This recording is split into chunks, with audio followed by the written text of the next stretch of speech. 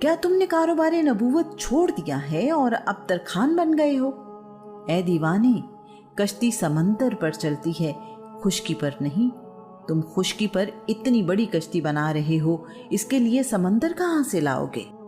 عنوان: تیرا رب کون ہے؟ یہ کشتی کس قدر بڑی تھی اس کا اندازہ اس بات سے لگایا جا سکتا ہے کہ قرآن مجید کے الفاظ میں ہم نے اس کشتی کو عبرت کی نشانی بنا کر رکھ دیا۔ ہے کوئی اس واقعے سے عبرت حاصل کرنے والا؟ اس کشتی کو تیار کرنے میں 40 سال لگ گئے۔ یہ کشتی کوہ طوس پر بنائی گئی۔ اس کشتی کے اوپر چھت بھی تھی جس نے اسے بارش کے پانی سے محفوظ رکھا۔ یہ پہاڑ موجودہ ملک آرمینیا میں واقع ہے۔ کوہ طوس 5137 میٹر بلند اور دنیا کا 48واں اونچا پہاڑ ہے۔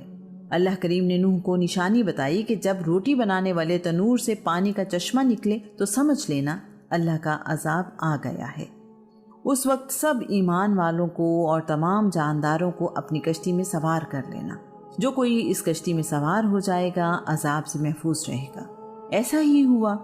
11 رجب کو پانی بارش اور سیلاب کی صورت میں آیا۔ یہ بارش 6 مہینے تک جاری رہی۔ تمام زمین اور پہاڑ اس میں ڈوب گئے۔ نوح کی ساری قوم اس سیلاب میں ڈوب گئی۔ ان کو غرق کرنے کے لیے زمین سے زوردار چشمے جاری کر دیے گئے، اور جو فیصلہ کیا جا چکا تھا اس کے مطابق طوفان کے دونوں پانی مل گئے۔ اللہ فرماتا ہے، پھر عرصہ دراز کے بعد زمین کو حکم دیا گیا کہ اے زمین اپنا پانی نگل لے، اور اے آسمان تھم جا۔ پانی خشک کر دیا گیا اور کام تمام ہو گیا۔ کشتی کوہ جودی پر ٹھہر گئی اور اعلان کر دیا گیا ظالم قوم کے لیے ہلاکت ہی ہے۔ نوح کی کشتی 6 مہینے تک پانی میں تیرتی رہی۔ محرم کی 10 تاریخ کو جناب نوح واپس زمین پر اترے اور دنیا دوبارہ سے آباد ہوئی۔ اس وقت دنیا کی آبادی صرف ان 80 لوگوں تک باقی رہ گئی تھی جو کشتی میں سوار تھے۔ اس طوفان میں زمین پر موجود ہر چیز تباہ و برباد ہو گئی۔ آدم علیہ السلام کے بنائے گئے بیت اللہ کا نشان بھی باقی نہ رہا۔ نوح اس کے بعد 350 سال تک زندہ رہے۔ اللہ کے نبی نوح نے 950 سال کی عمر میں وفات پائی۔ نوح کے ایک بیٹے کا نام سام ہے۔ ان کی اولاد کا رنگ سفید اور گندمی ہے۔ دوسرے بیٹے کا نام حام ہے۔ ان کی اولاد کا رنگ سیاہ اور سفید ہے۔ ایک بیٹے کا نام یافرس ہے۔ ان کی اولاد میں سرخی مائل سیاہی رنگ پایا جاتا ہے۔ نوح کا ایک بیٹا کنان، جسے عرب یام کہتے ہیں، طوفان میں غرق ہو گیا تھا۔ ان سب کی والدہ کا نام نامہ ہے۔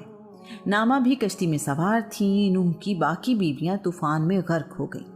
انسانوں کی ہدایت کے سلسلے میں اللہ کریم نے اپنے نبی ابراہیم کو دنیا میں بھیجا۔ نوح اور ابراہیم کے درمیان بہت سے نبی دنیا میں بھیجے گئے۔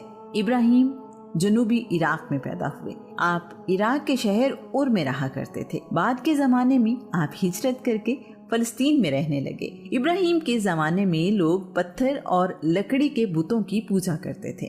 لوگ اپنے خالق کو بھول چکے تھے۔ ان کے لیے ہر مقصد کا خدا الگ تھا۔ زندگی کا خدا الگ، موت کا خدا الگ، طاقت کا خدا الگ، بارش کا خدا الگ، رزق کا خدا الگ، سورج کا خدا علیحدہ اور چاند کا خدا علیحدہ تھا۔ ضرورتیں لاتعداد تھیں تو خدا بھی لاتعداد تھے۔ ابراہیم نے ان بتوں کی عبادت کرنے سے انکار کیا اور اس کائنات میں غور کرنے لگے۔ نمرود بابل کا بادشاہ تھا۔ نمرود کے معنی ہیں باغی۔ نمرود کو نمرود جسیم بھی کہا جاتا ہے۔ وہ اس لیے کہ نمرود قد و قامت میں لمبا اور بھاری بھرکم تھا۔ نمرود کا نام نمرود بن کوش بن سام بن نوح ہے۔ ایک روایت کے مطابق نمرود کا نام نمرود بن کنان بن کوش بن سام بن نوح ہے۔ ایک روایت کے مطابق نمرود بادشاہ کو کہتے تھے، جبکہ اس کا نام زرہی بن تہمہ صفان ہے۔ یہ بہت ہی جابر اور ظالم بادشاہ تھا۔ بابل اس زمانے کا بہت اہم ملک تھا جس کا رقبہ 129 کلومیٹر تھا۔ اس زمانے کے اعتبار سے یہ بڑا رقبہ تھا۔ یہ شہر مربع شکل میں بنایا گیا تھا۔ نمرود نے اپنے شہر کے گرد فصیل بنوائی ہوئی تھی۔ उस फसील से पहले एक खंदक थी जिसे पानी के साथ भर दिया गया था। उस फसील पर हर वक्त फौजी पहरा देते थे। इन बातों से अंदाज़ा लगाया जा सकता है कि नमरूद के इलाके में किस कदर तरक्की और खुशहाली थी। नमरूद खुद भी मुशरिक था और उसकी कौम भी। नमरूद खुदाई का दावेदार था। नमरूद की रियाया उसकी भी इबादत करती थी। अल्लाह के नबी इब्राहीम ने देखा कि तमाम लोग ही बुतों की इबादत करते हैं, तो सोचने लगे ये बुत जो ना किसी को फ़ायदा दे सकते हैं ना ही नुकसान, फिर ये खुदा कैसे हो सकते हैं।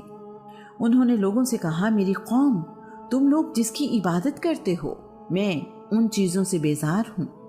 अपनी कौम में ऐलान कर दिया, बेशक मैंने उस ज़ात की तरफ रुख फेर लिया है जिसने ज़मीन और आसमानों को पैदा किया है। नमरूद का तमाम वसाइल पर कब्ज़ा था। उनमें अनाज, फसलें, जानवर सभी शामिल थे। लोगों को अपने हाथ से खुराक देकर अपनी अना की तस्कीन करता था। जब लोग उसके पास जाते तो पहले उनसे अपने खुदा होने का एतराफ़ करवाता, फिर खुराक देता। ये सिलसिला साल हा साल से ऐसे ही चल रहा था।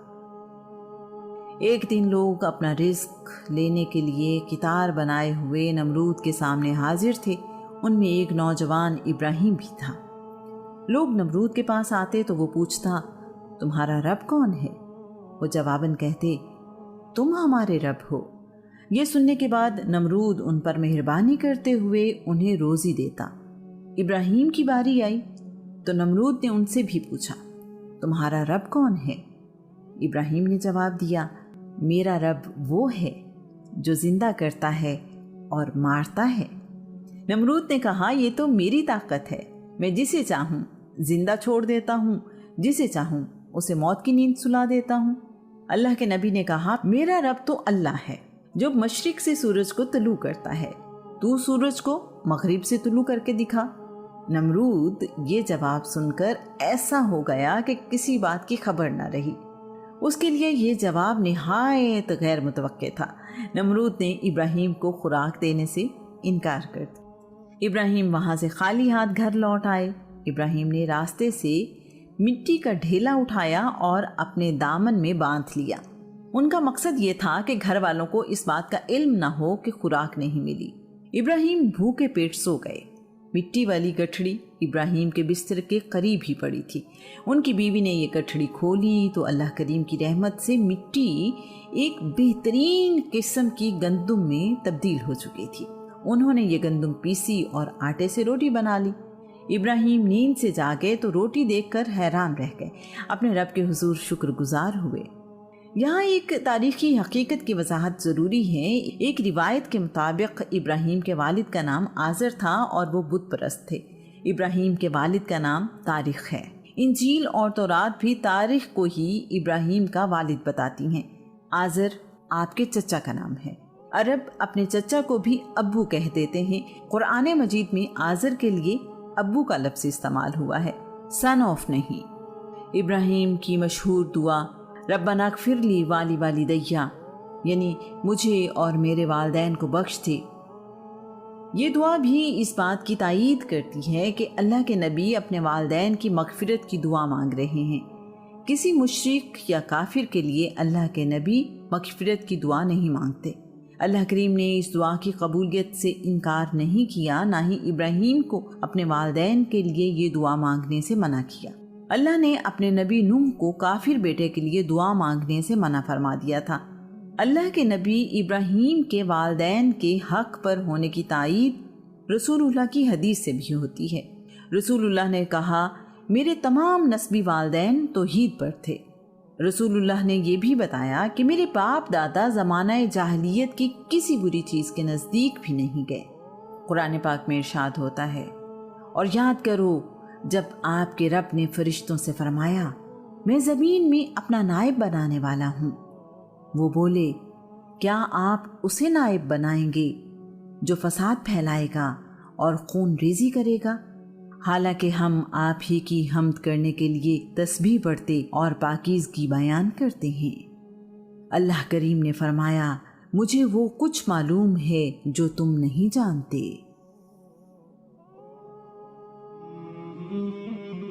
नमरूद ने जब देखा कि इब्राहीम आग से मुकम्मल तौर पर महफूज रहे تو شرمندہ ہوا۔